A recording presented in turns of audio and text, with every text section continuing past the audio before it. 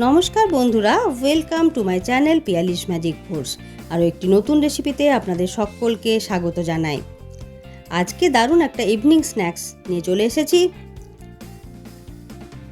বাচ্চারা হঠাৎ করে বিকেলবেলা কিছু খেতে চাইলে বাড়িতে অল্প একটি উপকরণ থাকলেই হবে, তাহলেই কিন্তু একটি ছোট্ট স্ন্যাক্স খুব সহজেই মুখরোচক একটি স্ন্যাক্স বানিয়ে নেওয়া যাবে, যেটা বাচ্চারা খুবই ভালোবেসে খেয়ে নেবে।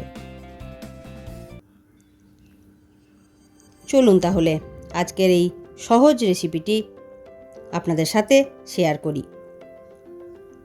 বাড়িতে 6খানা ব্রেড স্লাইস ছিল। ব্রেড স্লাইসগুলো নিয়ে নিলাম, ছোট ছোট টুকরো করে স্কোয়ার শেপে কেটে নিচ্ছি।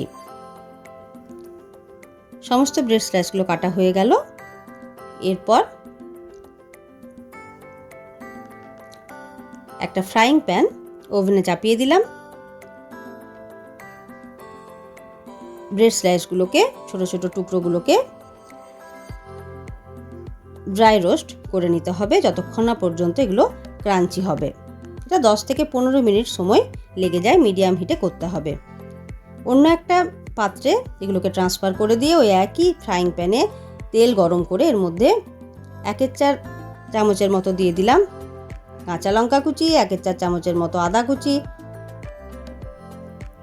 2 চা চামচের মতো দিয়ে দিলাম কুচি করে রাখা পেঁয়াজ। খানিকটা ভেজে নিয়ে এর মধ্যে দিয়ে দিলাম গ্রেটেড ক্যারেট বা গাজর এবং ক্যাপসিকাম, 1 চামচের মতো লবণ এবং অল্প একটু হলুদ গুঁড়ো দিয়ে আবার নেড়েচেড়ে নিচ্ছি। দিয়ে দিলাম গোলমরিচের গুঁড়ো 1 চা চামচ। এর মধ্যে ইচ্ছে করলে আপনারা যে কোনো ধরনের ভেজিটেবলস দিতে পারেন, তবে খুব কুচি করে দিতে হবে, একদম চপ করে দিয়ে দিতে হবে, নাহলে কিন্তু ভালো লাগবে না।